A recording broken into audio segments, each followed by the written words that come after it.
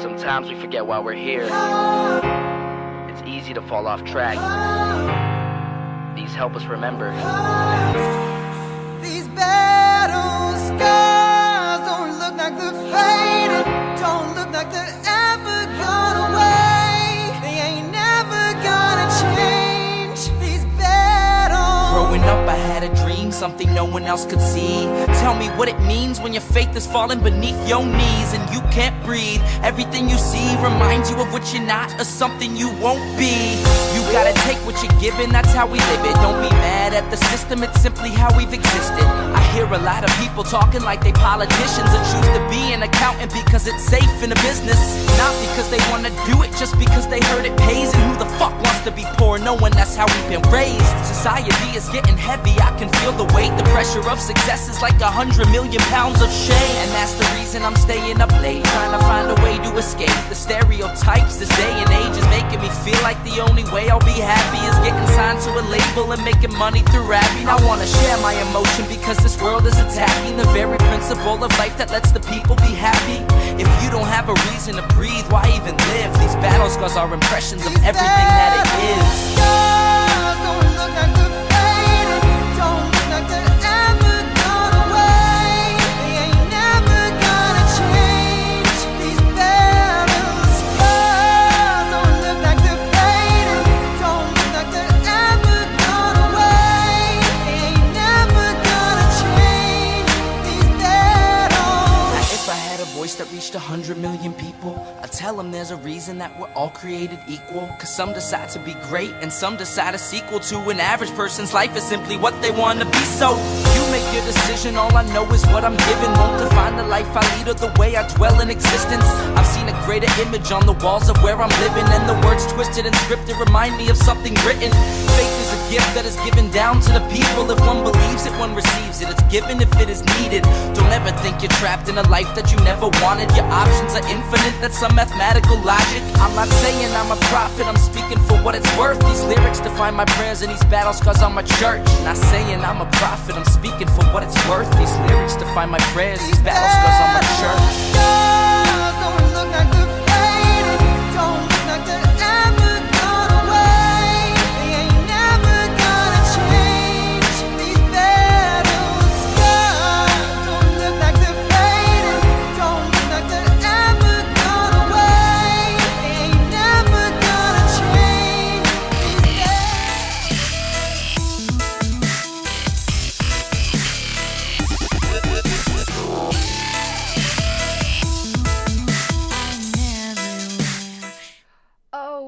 Okay. Am I? Hold on. Yes. Okay. I wanted to make sure I didn't have the right screen on, and I wanted to make sure that I had everything in focus. Something I do want to check though. I moved around this other camera. Remember? That's a little bit of a better view, but I need to shut that door, I guess. And this thing's. Where would this need to go? Yeah, this would. One day I'll get this other shot right, so you get to see another part of my studio. But let's see if we could get the color a little better here, even though you're looking into my furnace room there, just so you know. But I'm trying to get the color look. What does my normal color look like? I know it's much better. Oh, it's much warmer. This is too blue. How do I get rid of the blue cast out of this? Let's see. Is that making it bluer? That's making it a little better, isn't it? I am like really bad at color correction. That seems a little better, doesn't it? Less saturation, more saturation. That seems a little better. That's what we're going to keep it as, even though this is much, much better. I don't know. I didn't repaint the studio. It's just a different camera that, to be honest with you, it's a cheap camera. It's another shot. I can't get the two colors to work out with each other. What I need to do is borrow Wayne's iPhone, which would be a similar camera, and I could probably do this dual shot thing, but I just haven't been able to work it out. I could tell you that this camera is more true to life as to what my studio actually looks like than that. I think it's just getting some too much light from up there. Let's see if can I pan and zoom it? You guys are here now doing the behind the scenes work with me that I should be doing all. No, that doesn't really help, does it? It's just getting a lot of light from up there. Oh well, that's the way it goes. But you get to see I still got my Robert's Rules of Order sitting here. I got it on disc as well. Yeah, my studio's a mess. You don't get to see that. You don't get to see that. And the walls have always been pink, by the way, in the studio. Okay. And I think if I zoom out here just a little bit so you guys could see something I wanted to show you. I thought it would appear. Okay, we're going at, nope, it's not showing. I've got some lights going on over here, some nice holiday lights. All right, enough with the small talk. You may notice I'm wearing this like this is an alpaca. I love it. I got this at a thrift store too for like $3. But it's this wonderful like alpaca, just little wrap. I haven't felt well, and this is keeping me warm. So I know I look very mountain woman in it, but that mountain mama, but that's the way it goes, okay? That's the way it goes. We're doing history today, right? Rather than me just blabbing. But I forgot to add another little professional little thing. I'm going to be the real YouTuber this time. No tea, unless there's tea questions. If you have tea questions, I'll give you tea if I can talk tea. There's some tea I can't talk, but there is some tea I can talk. But I'm going to be a real YouTuber. I haven't done a graphic for it yet. But will you please subscribe? If you haven't subscribed to this channel, please do. I would truly appreciate it, and it does really, really help with the metrics on YouTube. I am starting now to get shown in recommended videos to people who don't already know about this channel, and the more subscribers, that helps. And please like the video. Y'all are really good at that, but do it right now. You don't even have to stop watching. Just hit the like. And if later I say something that pisses you off, you could always unhit it. But you might as well just proactively hit it now. Right? And look at me. Look at fancy me. You can support me at Patreon, which is patreon.com. And it's / Pink Flame of Liberty. Truly, truly need your support. We're too far in the month for me to have a monthly goal, but I will have a monthly goal for December. It's been JJ was never subscribed, you bad parliamentarian. It does help. It's been a rough month. And it's not, the people who couldn't subscribe on Patreon anymore. I got some sweet notes from them. It's just financial circumstances, but it's been bad. So I really, really do need your help. Also, oh, look, I got to undo that one. There we go. I'm learning this stuff. You can follow me on my social medias. I'm Karen Ann Harlos on everything. And that's it, I think. Yes, I need to do a like and subscribe type thing, though. But for today, we're also going to do a sponsorship. Sean Dempsey, whom I love, who I'll be hopefully seeing in January when I am going to be the parliamentarian at the Libertarian Party of New Hampshire convention. But his book, Ava in the Storm, as we're coming up on Christmas and you're thinking of Christmas gifts for the young person in your life, you can pick this book up at Amazon. Why don't you get both of them? Get both of them that he wrote. He's been a patron of the show, advertiser, for the longest time, and I truly, truly appreciate it. And by the way, that's a benefit that you get. That's a benefit that you get if you subscribe at the highest tier. I do promote your Liberty product. It doesn't necessarily need to be a book or a cybersecurity service. It could be a cause that you wish to promote. Anything of the sort, as long as it's not statist. Let's put it that way. JJ, what was my maiden name? I really don't want to put that on a video, if that's okay. Not that it's a secret or anything like that, but my family members in that area really didn't consent to that. So just a little I'm sure now it's going to be everywhere. It's no secret, but again, I can't, as you all know, my former name, I was married before. The marriage ended badly. I don't want to drag my ex-husband into anything. And I was married for 20 years, so my name before that I don't think is even relevant.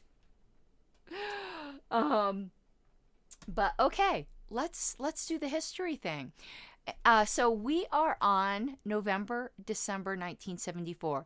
And you know something I like to do is look up other events that were going on during that time, because it kind of gives you the cultural zeitgeist of the era to understand other things that were going on besides happenings in the Libertarian Party. Yeah, I knew that's... I still, though, what family? It's weird, JJ. I'll tell you, send me a private message and I'll send that over. So, yeah, to get the cultural zeitgeist of the time. So something that happened in December of 1974, of course, how I'm fascinated by air crashes, because I have a terrible phobia of flying, and it's just completely normal and healthy for me to just go read every article that I can about air crashes, because that certainly is going to help my flying phobia. But what happened in December of 1974, there was a lot of crashes in the 70s, by the way. A lot. Did airplanes just suck in the 70s? And the 70s is when, can you imagine this? Those of you who are older will remember this. I don't remember this. But maybe somebody who's maybe 10 years older than me would probably remember. But you younger people will be, if you didn't know this already, you're going to freak out. They used to have life insurance dispensers at the airports. That's how crazy shit was. It's been more than 10 minutes, I think. I don't think I ruined my monetization yet, but if I did, all super chats matter. But yeah, I used to be able to buy a life insurance policy in case your plane crashed. Isn't that nuts? Can you imagine being about to get on a plane? I wouldn't make it. I would lose my mind. But that was a thing in the 70s. But back on that, what happened in... See, JJ remembers. Yeah, Fidalgo Files is like, what? I know, isn't that crazy? It'd be like, hey, you don't want to leave your kids orphans. Wow. Well, I mean, you'd still leave your kids orphans because life insurance doesn't like make you back alive, but at least they'd be rich orphans. Okay, so what happened in December, and it was actually on December 1st, so we're coming up on the anniversary. 1974 was the crash of TWA Flight 514, which is something that I already knew about, but I decided to go revisit. So we're going to talk about that a little bit, just to give you a little bit of the zeitgeist. But God, man, just go look up how many either hijackings or flight crashes there were in the 70s, and you will freak out. You will freak out. My God, I never would have gotten on a plane in the 70s if I had a choice. I'm sure I was on many flights to Connecticut because I didn't have a choice. In fact, I remember, they might still do this on some flights. You guys need to tell me. We used to travel to Connecticut for, to visit my grandparents. And we would bring our dogs because we'd be gone for a while. They used to stick the dogs in the cargo hold. You'd have to check them in with your luggage. Do they still do that on any flights? I always thought that was super sketchy. It was the weirdest thing that they stuck the dogs in the cargo hold. Does anyone else remember that? I do, because we brought our 2 dogs every time, and I just thought that was cray. Okay, so TWA Flight 514 was en route from Indianapolis, Indiana, to Columbus, Ohio. No, it says from Indianapolis and Columbus, so they must have had a layover, to Washington, Dulles, and then it crashed into Mount Weather, Virginia on September 1st, 1974. All 92 aboard, 85 passengers, and 7 crew members were killed. It was stormy conditions late in the morning. The aircraft was blah, blah, blah. So it impacted a low mountain but it was a big deal at the time.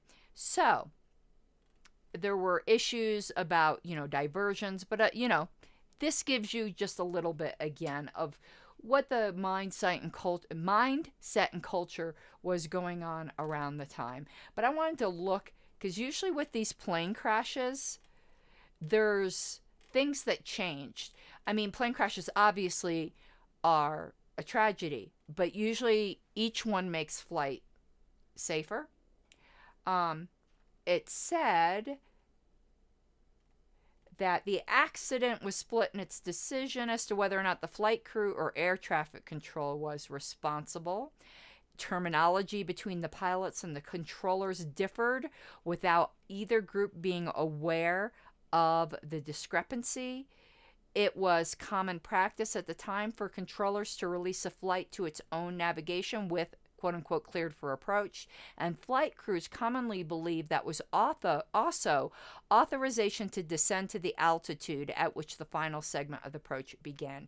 No clear indication had been given by controllers to Flight 514 that they were no longer on a radar vector segment and therefore responsible for their own navigation. So an aftermath of this accident is that procedures were clarified, and controllers now state they specify the altitude until established on a portion of the approach, and pilots now understand what they're talking about. So the tragic crash did make air travel safer. And it said during the investigation, it had been discovered that a United Airlines flight had very narrowly escaped the same fate during the same approach and at the same location only 6 weeks prior.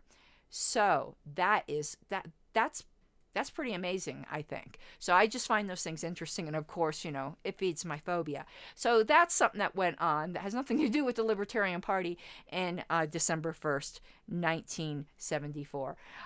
This is not the Flight Channel, but I do tend to obsess on air crashes. But now let's get to where we left off with LP history. So we're on episode 23A, which means you would think A would be the first one of segment 23, but it's actually the second one because the first one's just called 23. I don't know why I started naming them that way, but I did. So let me pull up. I know we covered the first page of this LP news. I need to make this a little bigger. That's what she said. Yes, it is. Okay.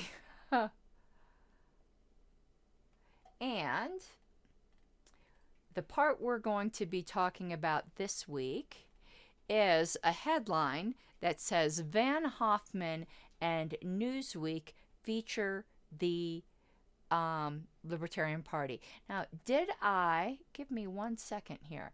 I can't remember if I loaded up last time where's my scenes?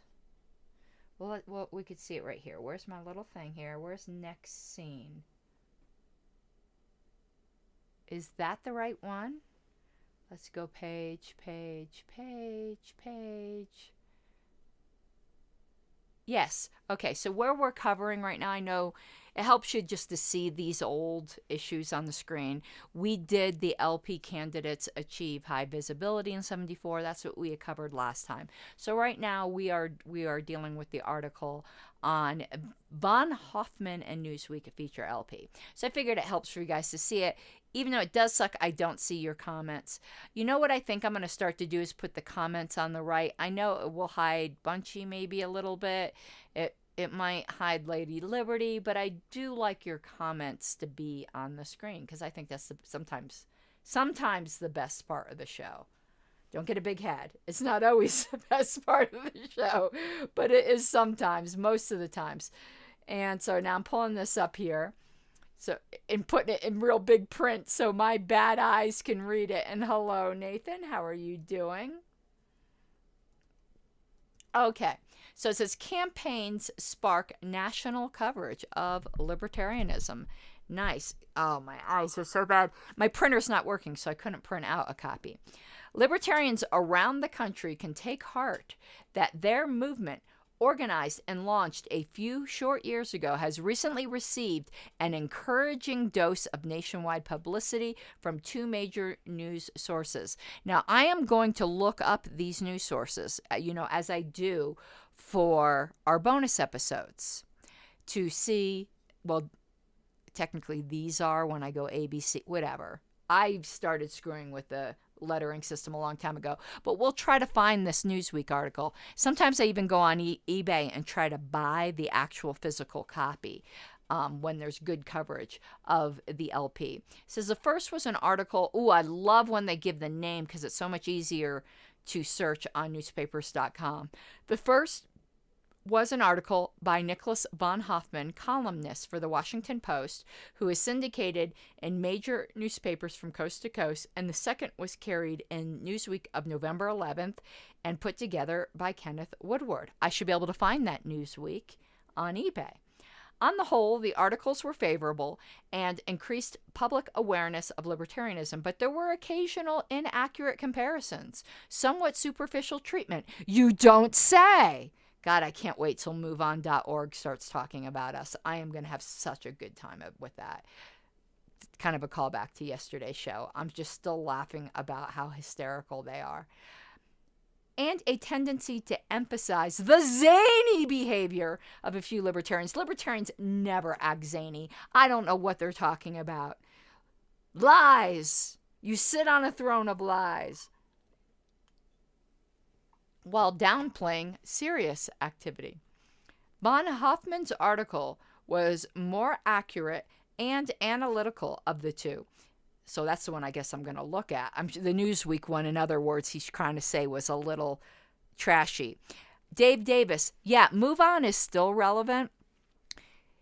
After we're done with the LP part, let me tell you the email I got from them today. I might actually do another Move On. I might have Move On, their just nuttiness, as a regular feature because it is just so freaking crazy. The one I got today. I wanted to do a little bit of research on it, but I know I can put you, my flying monkeys. I can put if you're wondering where that joke comes from, I think it was Carol Moore one time that called my fans my flying monkeys. So I might put you, my flying monkeys, out to the task. Like what I'm trying to find out, because I'll put you flying monkeys to the task right now. Big Democratic PACs like Act Blue or whatever it is that George Soros is involved in, which might be Act Blue. I'm not up on all the Democratic PACs. What's like the dollar amounts that they've put into the Georgia Senate race? Like how much money has been put in the Senate race in Georgia for the Democrat candidate? I'd love to have that data. Okay, let's continue here. But specifically, I would like to know not combined, but combined would be fine. But from any one PAC that gave like a lot of money, a real lot of money, because I know it's happened. And it might even be that FTX guy. Like how much money did he funnel to the Democrat Party? I heard it the other day and it's completely slipped out my head because like I don't really care what the Democrats and Republicans are doing except for when it's really funny. Okay. Where were we at here? So Von Hoffman's article was the more accurate and analytical of the two, and its tone carried no small measure of respect and hope for the embryonic Libertarian Party. He begins, the politicians, okay, after anyone says politicians, we all need to drink. Everyone bring drinks because, God, don't call us politicians. God, when I get called a politician, a part of my soul dies.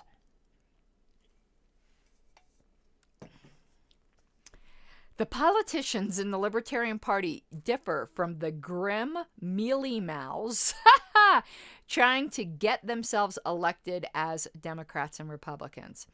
Party of Principles, the next subtitle. He continues by stressing that libertarians really are the party of principle and that its internal consistency is at odds with both liberals and conservatives, Republicans and Democrats. Libertarians could hardly ask for a better build-up than than what Van Hoffman gives them in the first half of the article. But the second part has some minor inaccuracies. I think we really need to go over this article. It's got me very intrigued. The Libertarians have much in common with George Wallace's American Independent Party. Okay, well, this can be disputed, especially since the similarities are never enumerated by von Hoffman. Details. The Libertarians were formed by people disillusioned by right-wing Buckleyism. That's not exactly true. Now I see the article author here, Chris Hawker, says an oversimplification to say the least, and puzzling because Van Hoffman refers to Fran Youngstein's ultra-liberal support in the very next paragraph. He's obviously, this article author, Van Hoffman, is very puzzled by libertarians. But let's just continue. Maybe Buckleyism is right. I think I was thinking of somebody else. I think I was thinking of Birchers. That's what I was thinking of, because there were a lot of Birchers in the early LP. Okay, libertarians are refusing to let their principles be used as an apologia for injustice. This implies that libertarians would countenance government intrusion aimed supposedly at combating racial prejudice. While libertarians believe that persons should be treated as individuals, libertarians never countenance government interference with the rights of voluntary association.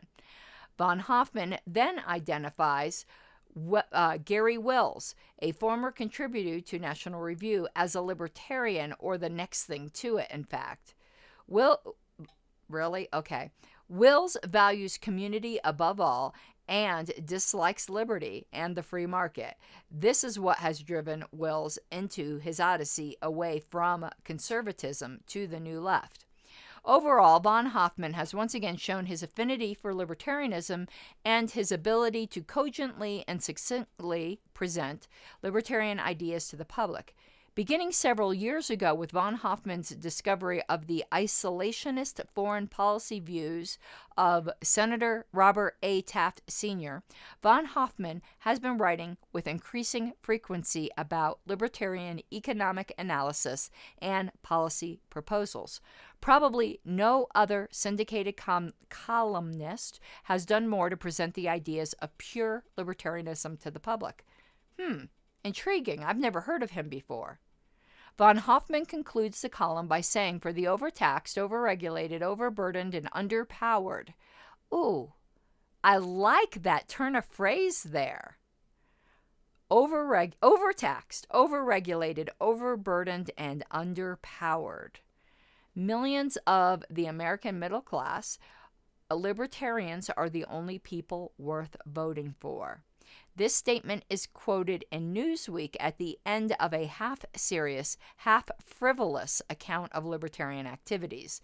The article does little to counteract the common Newsweek tendency to make the most of eye-catching quotes while leaving out in-depth analysis. Then it says, fun and games. It starts with Jerome Tuchelli's campaign for governor of New York and uses Tuchelli's statement, a libertarian is a conservative who believes in letting people have fun. I like that. But boy, I could hear the futureese. The futureese. Because how dare you say libertarians are conservative at all? Oh boy. This is neither Tuchelli's most thoughtful pronouncement, nor was it the focal point of his campaign for governor. Yet this is all the readers get. Then comes the inevitable litany of libertarian antecedents. Okay, it says turn to page 6. So now we got to turn to page 6. But now I got to find page 6 first, and then I'll find it for you guys. So that was page 1. Hold on. Okay, you guys probably went to page 2, but I'm on a different screen than you. So now I got to find page 6. 8. Oh God, the way this is, my scroll bar is working, it's not working out well. Hold on. Why are you giving me... Oh, that's because it's the way this thing was scanned. It was scanned weird. I didn't do it. But there we go. All right, so let me, on my screen, blow it up so we can find it. Why? And then I'll put it on your screen. So, on page 6, it is right there. And then there's something else cool on that page. So, let me pull this back up. And let's find page 6 for you guys. Here we go. So, the part we're dealing with, again, is where it continues with Von Hoffman, Newsweek cover LP. But we're also going to talk about that little part down there at the bottom that says National Review goes downhill. Because why not? All right, continued from the front page. And I hate these continued, but I understand why they used to do this in the time of print. Okay, it names some names. Names, titles. Newsweek reaches the low point with its statement, libertarians would abolish all laws protecting women, children, and minorities. Really? Including murder? Like, it's okay to just go kill women and minorities and children? All laws, huh? Rape? Would we, I don't think you're allowed to say that word on YouTube anymore. I'm definitely demonetized now. You have to say the R word now, or SA. It is so silly, the lengths YouTubers have to go through to talk about adult subjects. Anyway, all laws, okay. Apparently in the belief that libertarians have targeted these groups for abuse, harassment, and deprivation of rights. The bizarre interpretation of the libertarian position went unexplained in the article, but was challenged by Libertarian National Party Chairman Ed Crane in a letter appearing in the December 9th Newsweek. I'm going to have to get that one too, but I'm sure he was just a Nazi bigot. I mean, he's a libertarian, obviously, and he was a chair. Except for, JBH and Sarwark, weren't we all just Yahtzee bigots? Okay, but we're going to have to get both of these Newsweeks. Better late than never and all that, but Crane's rebuttal may be insufficient to counter the damage done by such slanted wording. As in Von Hoffman's column, Newsweek makes the point that libertarianism is distinguished by its consistency in opposition to the grays of political moderation. Maybe I watch just too many weird videos, but what do you think of when you hear the phrase, the grays of political moderation? I know what he means. He means the gray area. That's, when you got to compromise. But when I read the grays... That's a term popular amongst the alien conspiracy theory people who there's certain different varieties of aliens. If you didn't know, those channels are very entertaining, by the way. So when I read the grays of political moderation, I'm picturing lizard people, to be honest with you. Newsweek generously intersperses its account with quotes from Buckley, Rothbard, Greenspan, and others pertaining to the movement, but none of the quotations are particularly noteworthy in terms of depth. I can't imagine Rothbard not saying anything that wasn't profound, because that dude was just a big frickin' brain. It also identifies Ronald Reagan and William Rehnquist as prominent men with lowercase libertarian leanings, a characterization which omits a great deal of anti-libertarian sentiment expressed by both men. And people are doing that now with Governor Polis, but they never bother asking people who actually live in Colorado under that guy. Reason, get a room already. I get that you have man crush on Polis, but maybe talk to some libertarians, like actual libertarians, not pretend ones, like Polis in Colorado, to get their our opinion, because I can tell you the Libertarian Party of Colorado goes completely apoplectic every time you just get a chubby over Paulus. Sorry. No, I'm not sorry. It needed to be said. In general, though, libertarians are fortunate to have received this national publicity. The response, at least from some quarters, can be expressed in the words of one letter to Newsweek, which read in part, "Libertarianism! How do I join? I can't thank you enough for showing me there's some hope for this country." That's cute. I like that. We're going to have to pick up at least those two Newsweek. The one for the letter from the chairman, which I guess was in an editorial, did it say? Or letters to the editor? Anyway, we're going to pick up those two, and we will go over those in the show. And we'll also try to find that von Hoffman article. Now, here's the other thing we're going to cover for today, and then we'll talk about the crazy moveon.org email, just in passing. And you all asked me if there's going to be any tea. I don't have any, but if you have something to ask me, ask me. All right, National Review goes downhill. The recent further deterioration of conservatism as a force for individual liberty in the United States was never more depressingly evident than in the November 22nd issue of the leading conservative journal, National Review. Ooh, there might be another magazine we need to get.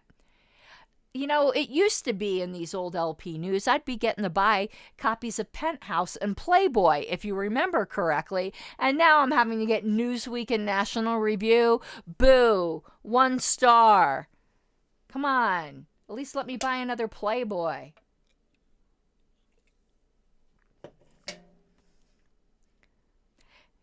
I'm going to make a political joke. If I'm going to read about whores, I want to see pretty ones with pictures. That was a joke, people. Don't freak out. Sex work is work. Separate articles by 2 senior editors demonstrate that conservative leaders are no longer even paying lip service to hating big government. Of course so. Halting. Never mind hating. Halting. I guess hating would be asking way too much. Halting big government. And now they are encouraging its growth. And an editorial entitled, and I'm glad they told me what exactly to look for, "The Easy Way to Save Lots of Gasoline," editor James Burnham suggests 2 simple steps to solve the energy crisis. 1,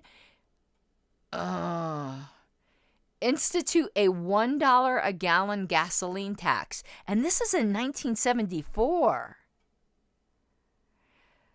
And it says, no kidding. And 2, structure income taxes to make sure the rich ultimately foot the bill. Burnham's editorial simultaneously displays a profound ignorance of economics and a contemptible disregard for human rights and private property. If there is, in fact, a shortage of gasoline, the marketplace will quickly limit demand, and thank you, without the help of an arbitrarily imposed surcharge by government.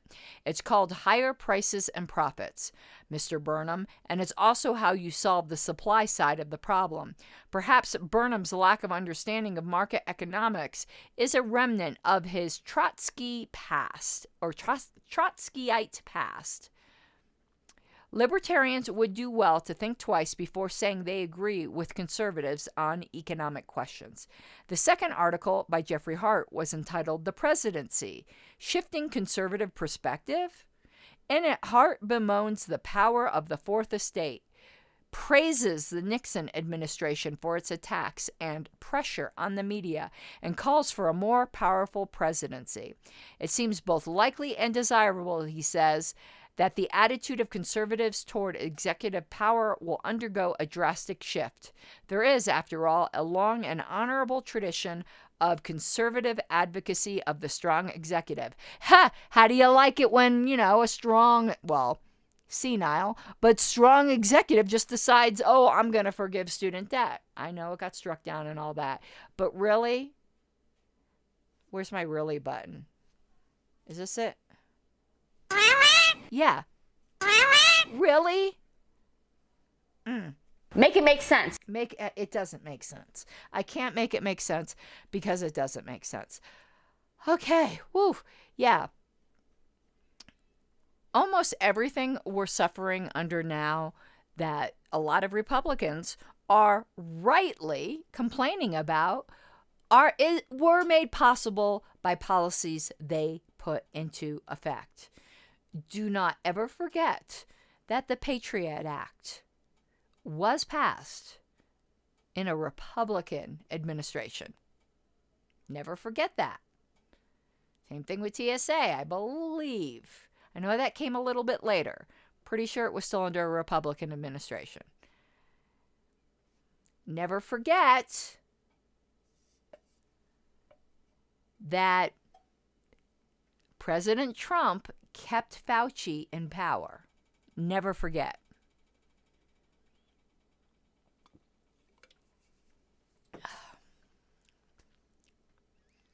Goldwater had some issues other than foreign policy, but he was far more libertarian than Ronald Reagan.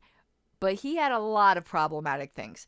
It's just that he agreed during that time, the Civil Rights Act was a big, big deal. Libertarians do not oppose it when it comes to government discrimination. Government should never discriminate, but they do and still oppose it. Sorry, left libertarians, you got some dealing with it to do. We do believe in repeal of the Civil Rights Act when it comes to private actors. That's always been a part of libertarianism. In fact, that was part of what we just read today. Okay, the unhinged email from Move On today. Let me see. Excuse me, if I can pull it up, because I don't want to paraphrase it, though, because I want to get the exact dollar amount if I can. Hopefully I didn't delete it, which is what I do with most of their emails, but let me see here.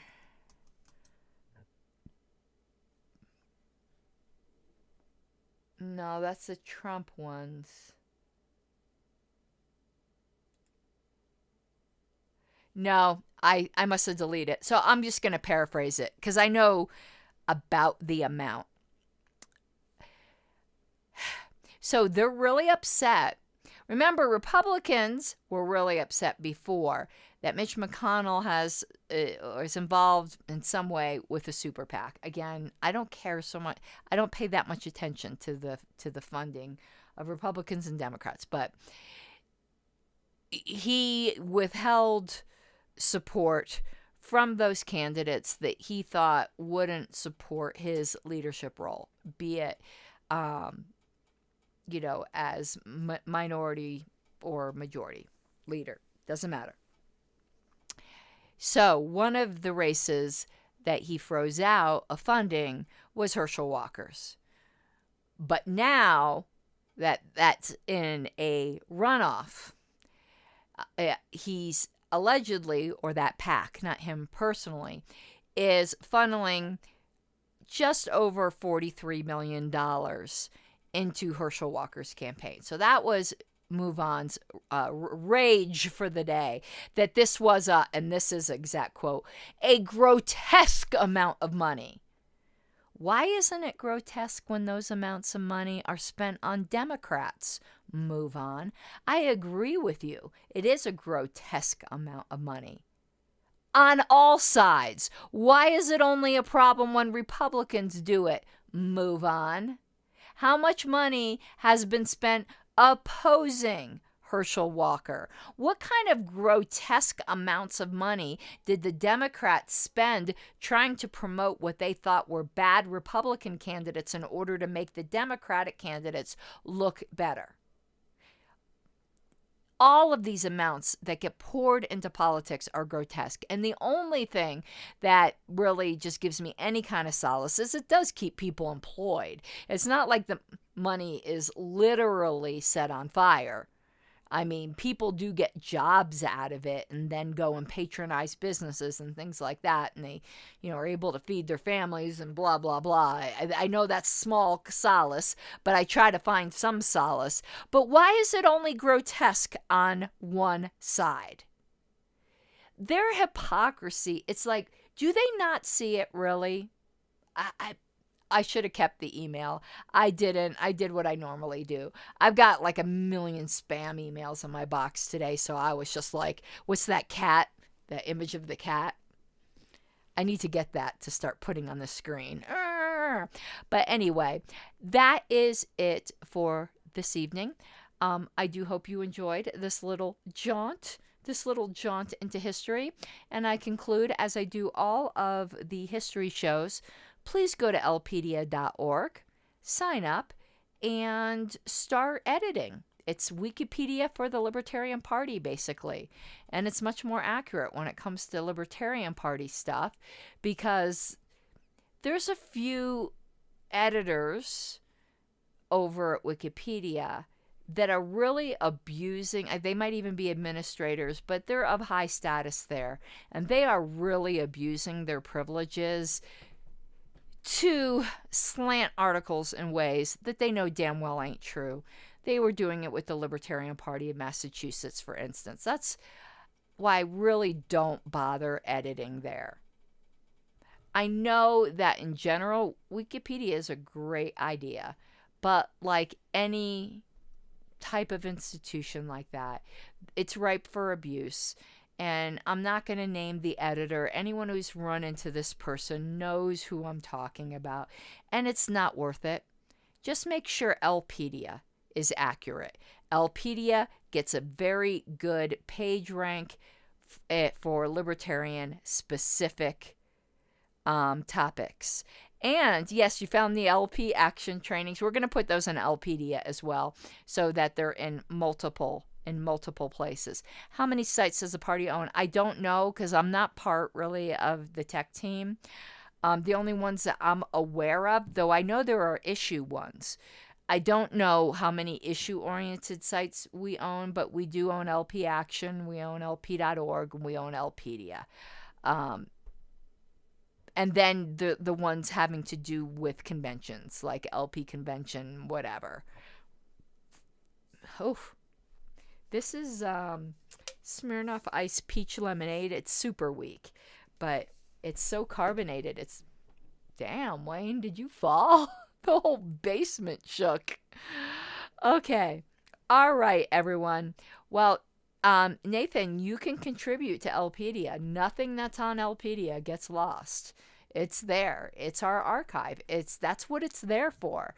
So please assist. Go to lpedia.org, sign up for an account. If you've ever edited Wikipedia, you know how to edit Lpedia, because it's the exact same software. We use the open source Media Wiki software. But if you don't know, there are some videos on the side that will show you how to do some things, and I'll tell you how I learned. I just went and looked at an article that I liked the way it was formatted, hit edit source, looked at the source and copied it. That's how I learned how to build websites. But I'll help you if you have any questions. Plus, let me let you know something about Lpedia. You can't mess it up. Every single revision has an undo button. Administrators patrol every change, and if you do something wacky, an administrator will undo the change or try to fix it. So have no fear that you're going to ruin something. It's literally impossible to do that. All right, everyone, I hope you have an awesome night. And I'm just going straight to the little short closing sequence, because my Patreon run right now is so out of date that I'm not even messing with that until I can finally update it. And speaking of which, I'm doing one last plea for support. Have mercy on me. Patreon.com/Pink Flame of Liberty. Okay, you guys, I hope you have an awesome night. And I have an executive committee meeting tomorrow, so I will not be on air. God, what old-fashioned language. I will not be on the tube of you tomorrow. Bye-bye. You gotta take what you're given, that's how we live it. Don't be mad at the system, it's simply how we've existed. I hear a lot of people talking like they politicians and choose to be an accountant because it's safe in a business.